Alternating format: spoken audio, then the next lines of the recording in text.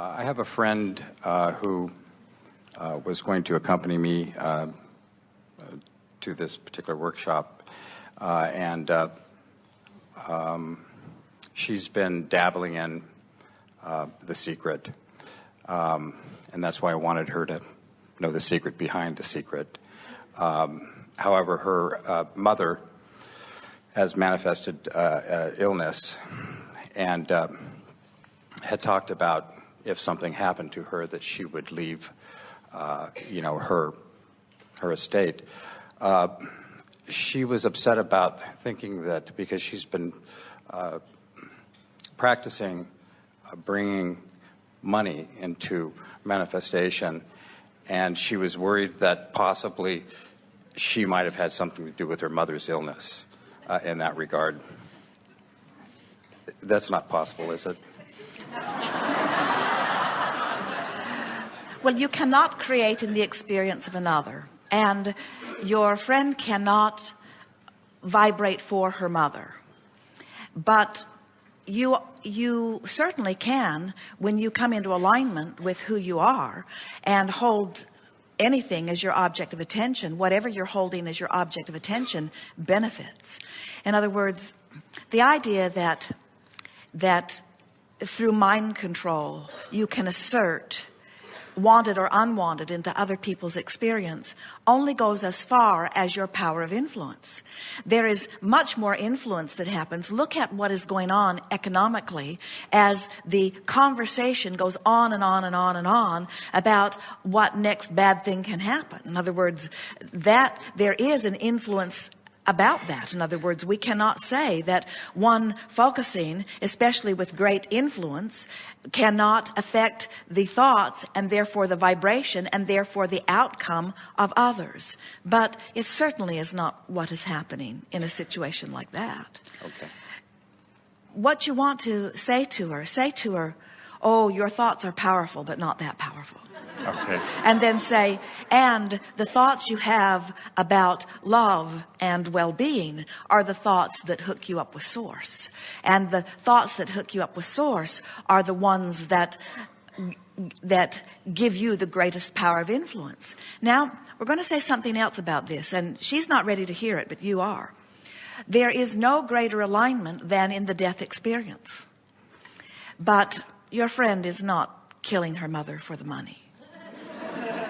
I knew that, but I didn't know how to tell her that. Well, we have the same problem with a lot of people. In other words, knowing and someone hearing are two different things. You can know a lot. We do. Yes. But if you're not in the vibrational vicinity, then what we have to say is not meaningful to you. You see, so the best you can do for anyone who's worried about something like that is to just reassure them and let her know that you know that her intentions are always for well-being, not only of that person, but of everyone else. And that she's the last person in the world that you can imagine would need to worry about a thing like that. And that when her mother makes her transition, and eventually she will, that it will be about her creating and her vibration, not about anything else. And there is something big about the biggest piece in this that is really worth discussing with her is, and it happens with so many people, most people are holding fortune away from themselves with things screwy just like that. Mm-hmm. Most people have so many ideas about money, ideas about shortage, ideas about using more than your fair share, ideas about not being enough abundance to go around, ideas about not wanting to achieve too much because so many of those that have not figured out how to do it then will feel unkindly to those who have. In other words, you really have to get to the place where you are not concerned about what somebody else thinks about you, and that your awareness is about your feeling of alignment. And when you do that, then you're tending to the vortex and you're leaving the peanut gallery out of it, and then and only then will you find freedom. Esther said to Jerry yesterday that the more people that they have in their lives, the more awareness they have that they can't be everywhere they need to be for all the people that need them to be everywhere they need to be. And so Esther is finding herself sort of scrambling around, feeling like she needs to make up a story that won't hurt their feeling. And Jerry said, you don't have to make up any story. And Esther said, you don't have to make up any story. You're already in the vortex. In other words, you were sort of born not giving a rip what anyone else thinks.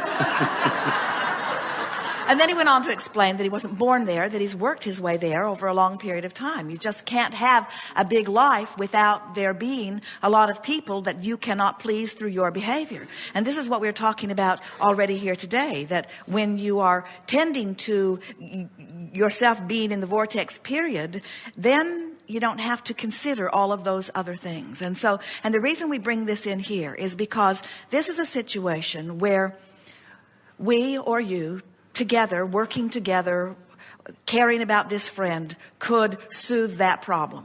But then there would be another and another and another and another, because she's still at the place where she really cares what other people think. She's really worried that she's not going to get it right, you see. And until we can convince her that the alignment that you know you've achieved because you feel good about the thought that you're thinking is the only control that you have.